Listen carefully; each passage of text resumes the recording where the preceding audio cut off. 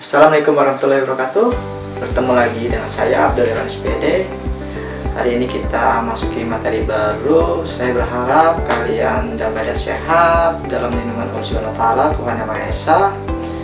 Oke, lanjut saja materi pertama, yaitu tentang penataan produk.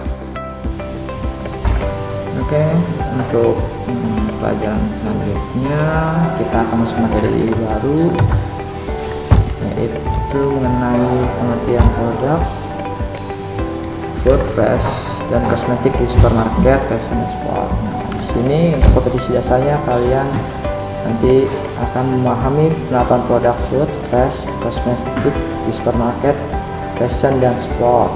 Nah, untuk berikutnya, kompetisi dasar berikutnya, kalian dapat melakukan pengelompokan penataan produk food, fresh, dan kosmetik di supermarket, fashion, dan sport. Nah, dari pembelajaran ini kalian diharapkan setelah kita berdiskusi, setelah kita menggali informasi-informasi, nah kita diharapkan dapat memahami penataan produk dan dapat mengelompokkannya sesuai dengan jenis-jenisnya. Next, kita langsung masuk ke materi. Di sini materi pertama kita tentang pengertian penataan produk atau biasa disebut dengan display. Kita lihat ada beberapa pengertian dari para ahli. Yang pertama ada Nadiman, menyatakan bahwa display yaitu tata letak barang dengan memperhatikan unsur pengelompokan jenis dan kegunaan barang, kerapihan dan keindahan agar terkesan menarik dan mengarahkan konsumen untuk melihat, mendorong, dan memutuskan untuk membeli. Sedangkan menurut Bukhari Alma, display didefinisikan ialah keinginan membeli sesuatu yang tidak didorong oleh seseorang, tetapi didorong oleh penglihatan ataupun oleh perasaan lainnya. Dari definisi-definisi di atas, kita dapat menyimpulkan bahwa display ialah sebagai kegiatan dari suatu perusahaan untuk memajang barang dagangan baik dalam ruangan maupun di luar ruangan supaya mempengaruhi calon konsumen secara langsung maupun tidak langsung terhadap barang yang akan dijual atau dipajang. Selanjutnya, nah di sini kita ada tujuan penataan produk, tujuan pendisplayan. Nah, supaya kalian lebih mudah mengingatnya, kita singkat saja, bisa disebut dengan AIDA. Apa AIDA? Yang pertama ada attention. Nah, di sini display harus menimbulkan perhatian. Maksudnya barang-barang yang kita pajang, nah, itu dapat menimbulkan perhatian dari calon konsumen, baik dari jauh maupun dari dekat. Ketika konsumen melihat, nah mereka memperhatikan barang tersebut, barang yang kita display. Itu tujuan yang pertama. Selanjutnya, setelah mereka memperhatikan, itu ada interest. Nah, di sini display harus menarik perhatian. Berarti istilahnya menarik, konsumen menarik, sudah ada di hati gitu. Yang tadi kan hanya perhatian, hanya penglihatan. Nah, di sini sudah menarik, berarti ada keinginan, sedikit keinginan, ada menarik perhatian ya. Sedangkan selanjutnya ada display. Display itu display harus mendorong konsumen untuk memiliki. Setelah diperhatikan, setelah udah menarik di hati, nah berarti di sini konsumen ada ingin dan merasakan ingin memiliki produk tersebut. Sudah ada kemauan untuk membeli ya. Itu diharapkan itu di display. Nah, untuk yang terakhir ya, itu action. Nah, berarti display harus mendorong konsumen untuk membeli. Nanti ada actionnya. Setelah diperhatikan, setelah ada perhatian, setelah ada keinginan untuk membeli, maka konsumen diharapkan untuk membeli produk tersebut. Itulah dari tujuan display, tujuan dari penataan produk. Sampai ingat saja disebut dengan AIDA: attention, interest, desire, dan action. Selanjutnya yaitu jenis display. Di sini secara umum display terdiri atas yang pertama ada window display, yang kedua interior display, yang ketiga exterior display, yang keempat solari display. Nah, sini kita lihat apa itu window display. Window display adalah pemajangan barang dagangan di etalase atau di jendela dagangan, baik berupa barang, simbol-simbol, kartu harga, dan simbolnya. Nah, kalian bisa lihat contoh gambar saya tunjukkan. Nah, ini adalah salah satu contoh window display. Biasanya ini ditempatkan di depan atau etalase di jendela toko. Kalian pasti sering lihat. Nah, di sini salah satunya ada, di sini ada produk fashionnya, ya, produk fashion sini ada tas, ada baju. Ini contoh dari window display.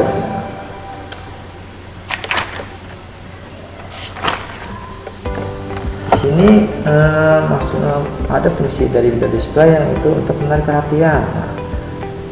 Biasanya konsumen lewat di depan toko. Nah, di sini ada window display, pemajangan toko melalui window display. Nah, diharapkan konsumen yang lewat itu dapat memperhatikan produk kita. Ya. Terus di sini menunjukkan produk terbaru, biasanya apa produk yang ada di dalam toko kita. Selanjutnya di sini ada interior display, interior, ya, memajang barang-barang, gambar-gambar, kartu-kartu harga, dan poster-poster di dalam toko. Ya, di dalam toko. Interior berarti di dalam toko, ya. Nah, interior display itu dibagi dalam beberapa bagian. Yang pertama ada merchandise display.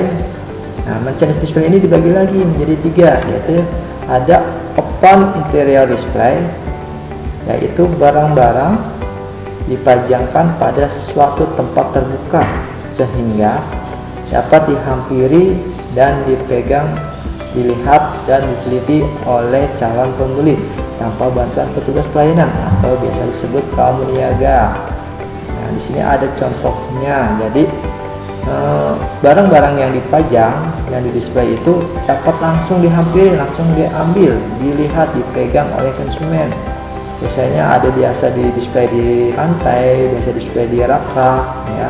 Kalian sering lihat langsung diambil oleh konsumen, jadi tanpa bantuan petugas. Oke, paham ya? Nah, selanjutnya ada close display atau close display, yaitu barang-barang yang dipajangkan dalam suasana tertutup. Berarti tertutup, biasa di dalam etalase, ya, etalase. Nah, di sini konsumen hanya dapat melihat saja, tidak bisa mengambil langsung. Nah, di sini konsumen harus meminta bantuan dari penjual toko ataupun paniaga yang ada di toko tersebut. Di sini saya kasih contoh, ya. Di sini situ ada produk makanan kue. Nah, ini, dan di sini ada produk tas atau fashion, ya. Nah, tujuan dari close display itu sebenarnya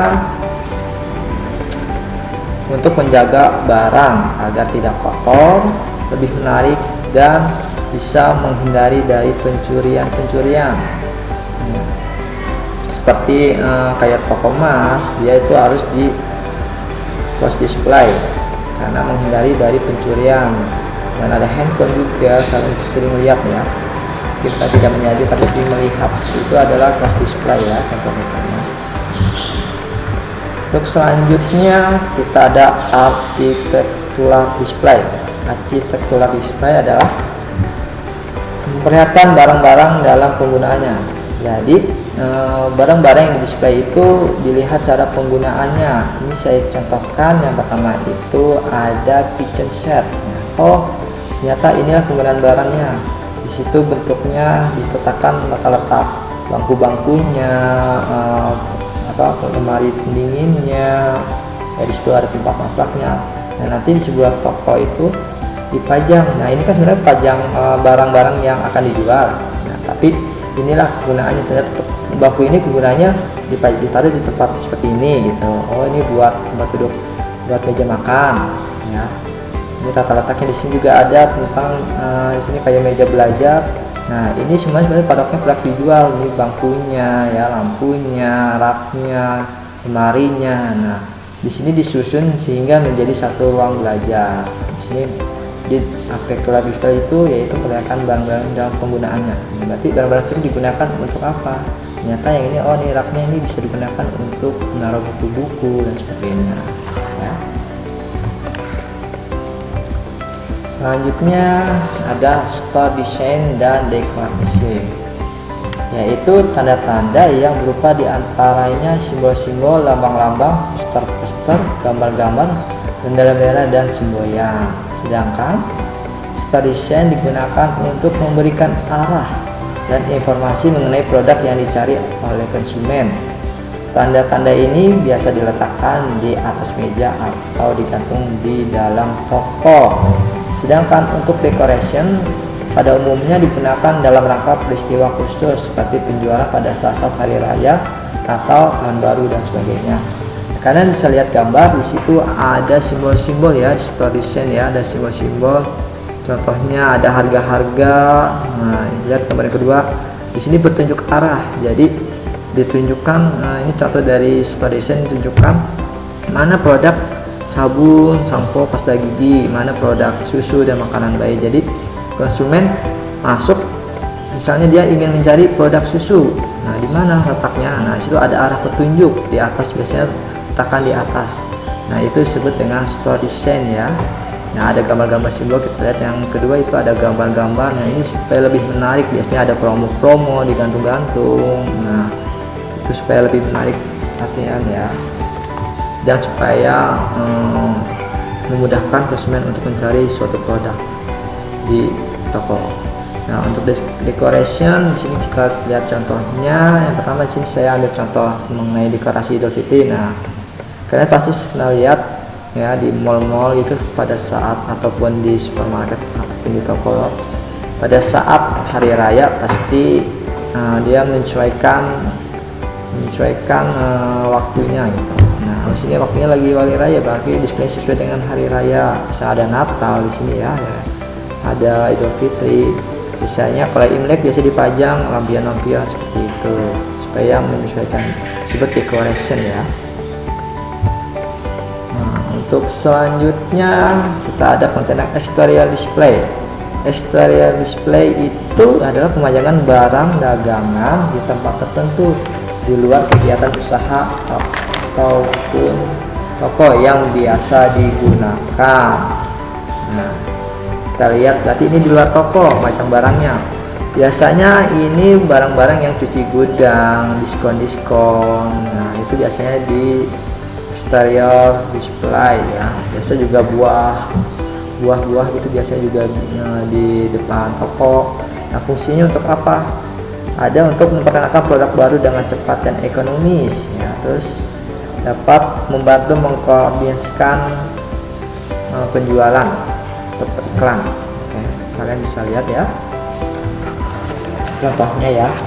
Biasanya ada kayak seperti di supermarket itu di depan ada penjualan. Nah, itu disebut dengan exterior display.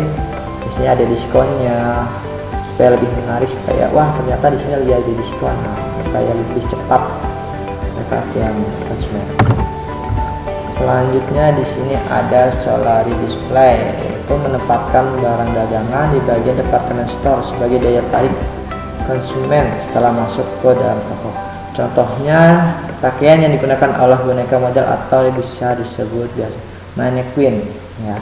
Nah, di sini konsumen berarti melihat wah baru masuk ke dalam toko menjadi daya tarik gitu. Wah, ada mannequin, ini produk-produk yang biasanya dipajang itu produk baru, biasanya dipajang juga produk-produk fashion ya. Kalian bisa paham ya. Oke, sampai di sini pelajaran atau materi hari ini. Semoga materi yang Bapak berikan, yang saya berikan, dapat kalian pahami dan semoga menjadi ilmu kalian, berguna untuk ilmu kalian dan nanti berguna untuk pada saat kalian PKL. Terima kasih. Wassalamualaikum warahmatullahi wabarakatuh.